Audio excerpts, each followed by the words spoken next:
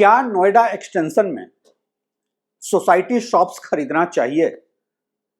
ये एक सवाल यूं तो नोएडा एक्सटेंशन से है, लेकिन मेरे ख्याल से ये सवाल पैन इंडिया रेलिवेंट है।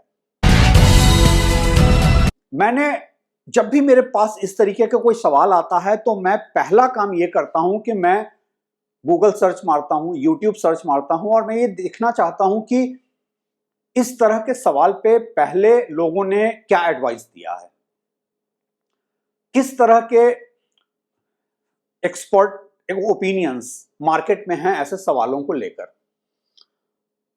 लेकिन ये जब मैंने इस सब्जेक्ट पे ढूंढा, न सिर्फ नोएडा एक्सटेंशन को लेकर, पैन इंडिया अलग अलग मार्केट को लेकर जब मैंने ढूंढना शुरू किया तो मुझे रियलाइज हुआ ज्यादातर ओपिनियन, ज्यादातर वीडियो रियल एस्टेट के स्टेक होल्डर्स की तरफ से है। सवाल के जवाब में बताया जा रहा है आम लोगों को आपको कहां खरीदना चाहिए, किस सोसाइटी में खरीदना चाहिए, किस लोकेशन में खरीदना चाहिए, किस बिल्डर से खरीदना चाहिए। इस सवाल का जवाब कोई नहीं दे रहा है क्यों खरीदना चाहिए। क्या सोसाइटी शॉप्स आपको खरीदने भी चाहिए या नहीं? सबसे पहले समझते हैं ये सोसाइटी शॉप्स का जो कॉन्सेप्ट है वो क्या है। पहले क्या होता था कि government agencies, for example Delhi में डीडीए, मुंबई में महाडा, ये सब हाउसिंग सोसाइटीज बनाती थी और नेबरहुड में लोकल शॉपिंग सेंटर्स बनाए जाते थे। अब चूंकि गवर्नमेंट एजेंसीज ने अपना पल्ला झाड़ लिया है डेवलपमेंट से और रियल एस्टेट डेवलपमेंट्स पूरी तरह से प्राइवेट पार्टीज के हाथ में आ गया है, तो प्राइवेट बिल्डर्स को जो हाई राइज अपार्टमेंट्स बना रहे हैं उसको अलग अलग सोसाइटी में, डिपेंडिंग ऑन डेवलपमेंट एजेंसी कौन सी है वहां पे और प्रोजेक्ट का साइज क्या है, 2% से 5% का FAR कॉमर्शियल स्पेसेस के लिए दिया जा रहा है। कॉन्सेप्ट ये है कि डेली कन्वीनियंस के लिए ये शॉप्स बनेंगे सो दैट अपार्टमेंट में रहने वाले नेबरहुड में अपने अपार्टमेंट से नीचे उतरकर विद इन द कॉम्प्लेक्स अपनी डेली नीड्स की चीजें खरीद सकेंगे। अब इसमें कंसेप्चुअली एक प्रॉब्लम है। सोसाइटी शॉप्स में कंसेप्चुअली ये प्रॉब्लम है कि सबसे पहले तो रियल एस्टेट कॉस्ट इसका बहुत हाई है और ये सेल्स मॉडल पे चल रहा है। कुछ मार्केट की अगर बात करें, फॉर एग्जांपल मैं नोएडा एक्सटेंशन को ही लेकर चलूं, यहां 50 हाउसिंग सोसाइटीज हैं, सबके पास कॉमर्शियल शॉप्स हैं, तो एक ओवर सप्लाई भी हो जाता है कॉमर्शियल स्पेसेस का। उसके अलावा लोकल नेबरहुड मार्केट्स जो पुराने समय से चल रहे हैं वो चल रहे हैं, वीकली मार्केट्स का कॉन्सेप्ट है। फिर बहुत सारे मॉल्स और हाई स्ट्रीट्स हैं यहां पे, ज्यादातर मार्केट की ये सच्चाई है। फॉर एग्जांपल नोएडा एक्सटेंशन की बात करें तो तकरीबन 14 मॉल्स और हाई स्ट्रीट प्लान डेवलपमेंट का हिस्सा है। इसके अलावा क्विक कॉमर्स की रियलिटी है। आप अपने अपार्टमेंट में अपने टावर से नीचे उतरकर जितनी देर में सामान खरीदेंगे सोसाइटी शॉप से, उतनी देर में क्विक कॉमर्स वाले आपको होम डिलीवरी कर रहे हैं। तो ये जो कॉन्सेप्ट सोसाइटी शॉप्स का है वो जब कंसेप्चुअलाइज किया गया था तो पार्टली थोड़ा सा विजन की कमी थी। पॉलिसी मेकर्स ये नहीं समझ पाए थे कि यहां ओवर सप्लाई हो जाएगा, हर सोसाइटी के शॉप्स जब होंगे, पड़ोस में नेबरहुड होगा, पुराने समय से चल रहा किराना स्टोर होगा, ओवर सप्लाई होगा। उसके बियॉन्ड उन्हें यह रियलाइजेशन नहीं था कि क्विक कॉमर्स इतना सक्सेस स्टोरी बनेगा इस मार्केट में। सवाल यह उठता है क्या ऐसे में आपको सोसाइटी शॉप में इन्वेस्ट करना चाहिए, जो आपका सवाल था। और यह सवाल ज्यादा रेलिवेंट है। मैं उस तरह की एडवाइस कभी नहीं देता हूं कि आपको कहां इन्वेस्ट करना चाहिए, किस बिल्डर के यहां जाकर इन्वेस्ट करना चाहिए, किस लोकेशन में इन्वेस्ट करना चाहिए। यह मेरा काम नहीं है, मैं किसी बिल्डर का एजेंट नहीं हूं। मैं तो बुनियादी तौर पे सवाल उठाता हूं आपको इन्वेस्ट करना चाहिए या नहीं, और सबसे पहले मैं पूछता हूं कि आपका प्रोफाइल क्या है। अगर आप एक ऐसे इंसान हैं जिसके लिमिटेड फाइनेंशियल रिसोर्सेज हैं, चाहे आप सैलरीड हो या छोटा बिजनेस करते हो, तो आपके लिए एक बहुत बैड इन्वेस्टमेंट डिसीजन है। क्योंकि एक सोसाइटी शॉप मोस्टली 25 से 30,000 स्क्वायर फीट के रेट पे बिक रहा है, जिसमें लोडिंग परसेंटेज 50% से कम नहीं है। तो प्रैक्टिकली आप एक सोसाइटी शॉप 50 से 60,000 रुपए पर स्क्वायर फीट के रेट पे खरीद रहे हैं। सवाल ये उठता है, आप अगर एक एवरेज इंडियन हैं, मैं आपको एक एवरेज इंडियन के तौर पे ही देख रहा हूं, तो आप कितना इन्वेस्ट कर पाएंगे? 1 करोड़ रुपए। 1 करोड़ से नीचे में कोई ढंग के शॉप्स अवेलेबल नहीं है।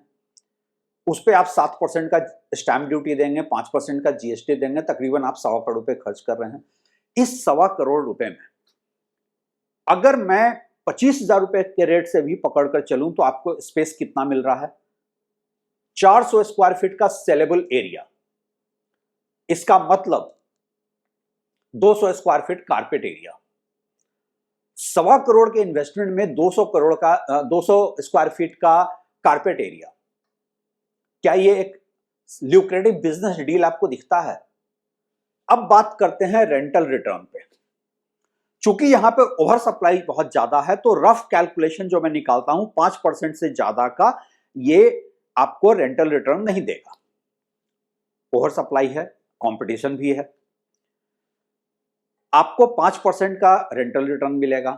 अब कोई बिल्डर का एजेंट आकर कहेगा आप कैपिटल एप्रिसिएशन को भूल रहे हो, कैपिटल एप्रिसिएशन भी तो होगा। कैपिटल एप्रिसिएशन भी 5% ले लीजिए। आपका बोरोइंग कॉस्ट, या आपके पास खुद का पैसा है तो उस पैसे से आप रफली मिनिमम 8% तो कमा ही सकते हैं।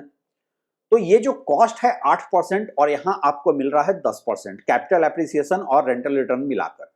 ठीक है, 2% का आर्बिट्राज आपको दिख रहा है। लेकिन ये 2% का आर्बिट्राज जो दिख रहा है वो बेस्ट केस सिनेरियो है। ये वो सिनेरियो है कि आपको हर समय आपके शॉप्स के लिए टीनेंट मिल ही जाएंगे।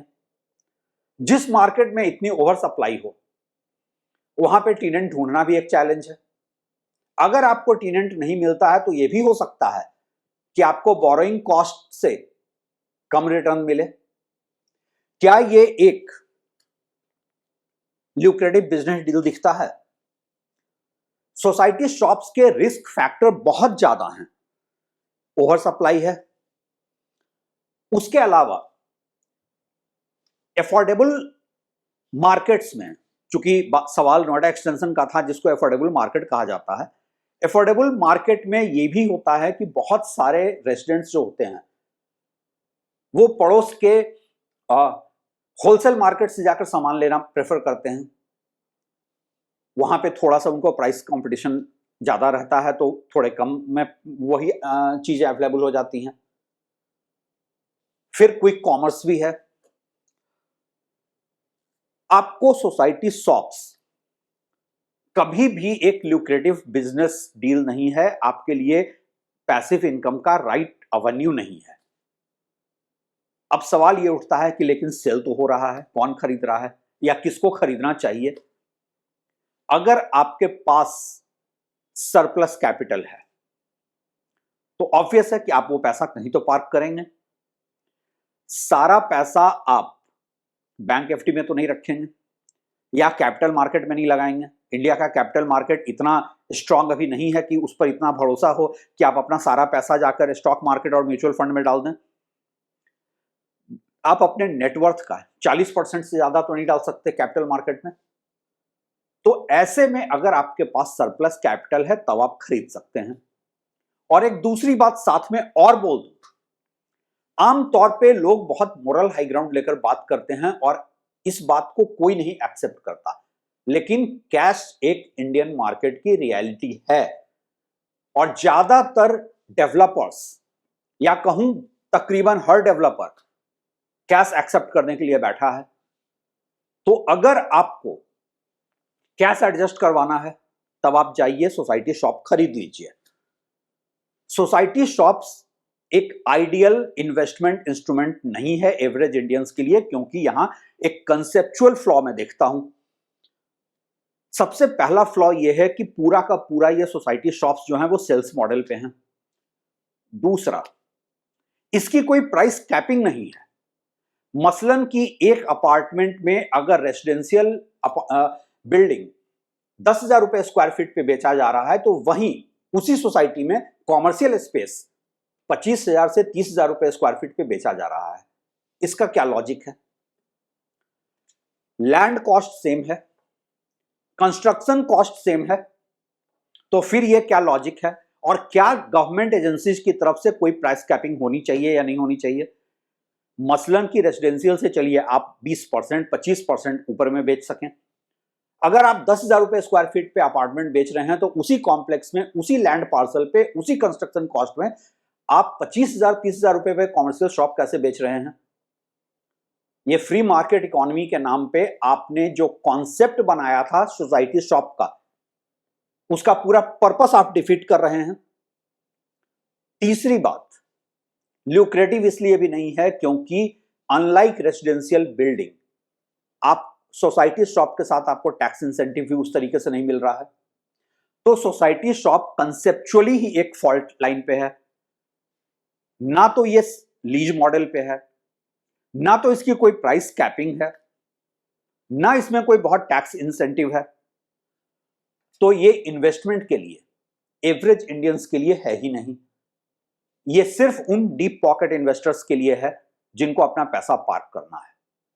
अगर आपके पास कोई कॉन्ट्ररी ओपिनियन हो, feel free to write, and thanks for watching.